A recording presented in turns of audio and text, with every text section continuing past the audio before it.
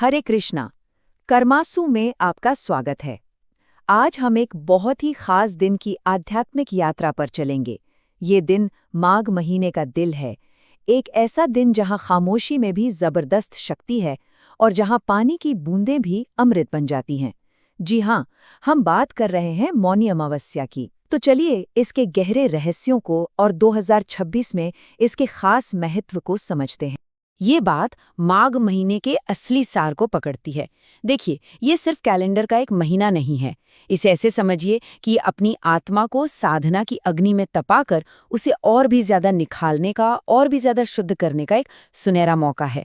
ये वो समय है जिसका साधक बेसब्री से इंतजार करते हैं, ताकि वो अपनी सोई हुई आंतरिक शक्ति को जगा सके। और इसी पवित्र महीने में एक दिन ऐसा आता है जिसे इसकी आत्मा कहा जाता है, इसका सबसे शक्तिशाली दिन। वो दिन है मौनी अमावस्या। मतलब आध्यात्मिक दुनिया में एक बड़ी छलांग लगाने और अपने तन मन को पूरी तरह से साफ करने का सबसे बड़ा अवसर। तो सबसे बड़ा सवाल यही है कि साल 2026 में ये खास मौका, ये शुभ दिन आ कब रहा है। ये जानना बहुत जरूरी है ताकि इसकी तैयारी हम सही ढंग से कर सकें। और वो पवित्र तिथि है रविवार 18 जनवरी 2026।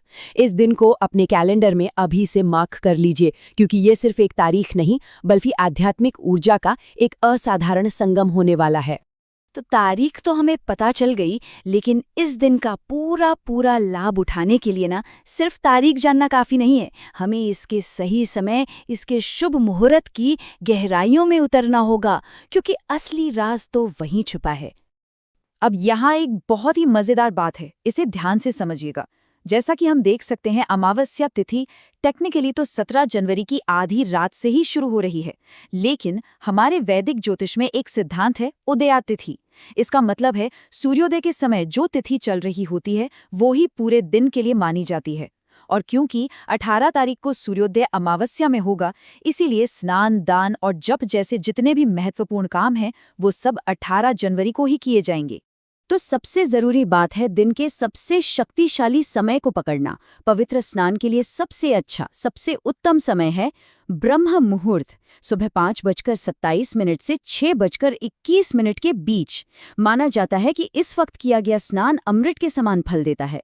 ये वो टाइम है जब आध्यात्मिक ऊर्जा अपने चरम पर होती है। आपको बता दूं कि 2026 की ये मौनी अमावस्या कोई आम अमावस्या नहीं है। इस साल आसमान में एक ऐसा दुर्लभ संयोग बन रहा है जो इसे असाधारण रूप से शक्तिशाली और शुभ बना रहा है। जरा देखिए, इस दिन सर्वार्थ सिद्धि योग बन रहा है। इसका मतलब ही है सभी उद्देश्यों को सिद्ध करने वाला योग। यानी सुबह 10:14 के बाद अगर कोई भी संकल्प लिया जाए या कोई दान किया जाए तो उसका फल कई गुना ज्यादा मिलेगा। साथ ही नक्षत्रों का ये खास बदलाव और अभिजीत मुहूर्त का साथ इसे आध्यात्मिक साधकों के लिए एक जबरदस्त सुनहरा मौका बना देता है। तो सवाल ये है कि इस अद्भुत खगोलीय ऊर्जा का फायदा उठाया कैसे जाए। इसका जवाब 3 सरल लेकिन बहुत शक्तिशाली अभ्यासों में छिपा है: मौन, स्नान और दान। चलिए एक एक करके इन्हें समझते हैं। ये एक बहुत गहरी मान्यता है जो इस दिन के स्नान को इतना खास बनाती है। ऐसा विश्वास है कि इस दिन गंगा जी का जल साक्षात अमृत बन जाता है और कहते हैं कि खासकर प्रयागराज के संगम तट पर किया गया स्नान तो सीधे मोक्ष का दरवाजा खोल सकता है। तो इस दिन की साधना इन 4 पिलर्स पर टिकी है। सबसे पहला, ब्रह्म मुहूर्त में पवित्र स्नान। दूसरा, अपनी ऊर्जा को बचाने के लिए मौन व्रत का पालन करना। तीसरा, अपने पूर्वजों के प्रति आभार जताने के लिए तर्पण और श्राद्ध। और चौथा, निस्वार्थ भाव से दान पुण्य करना। देखिए, मौन का मतलब सिर्फ चुप रहना नहीं है। ये अपनी एनर्जी को बाहर बिखरने से बचाने और उससे अंदर की ओर मोड़कर अपनी चेतना को गहरा करने की एक बहुत शक्तिशाली प्रक्रिया है। ये बोलने की ऊर्जा को साधना की ऊर्जा में बदलने का एक विज्ञान है। ये दिन सिर्फ हमारे अपने लिए नहीं है, बल्कि ये हमारे पूर्वजों से जुड़ने का भी दिन है। अमावस्या पर पितरों के लिए किया गया दान और तर्पण न केवल उन्हें शांति देता है, बल्कि करने वाले को भी उनके असीम पुण्य और आशीर्वाद का हकदार बनाता है। तो अब जब हम ये जान गए हैं कि क्या करना है, तो ये समझना भी उतना ही जरूरी है कि क्या नहीं करना चाहिए, ताकि इस दिन के आध्यात्मिक लाभ को हम पूरी तरह से पा सकें।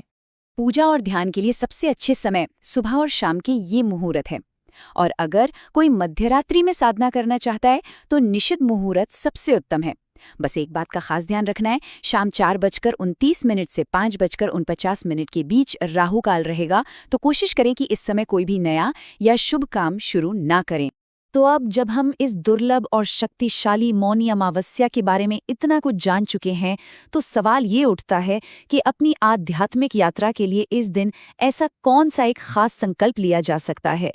क्या वो कुछ देर का मौन होगा, पवित्र स्नान का निश्चय, या किसी जरूरतमंद को निस्वार्थ भाव से दिया गया दान? इसका जवाब हम सभी को अपने अंदर ही खोजना है। हरे कृष्ण।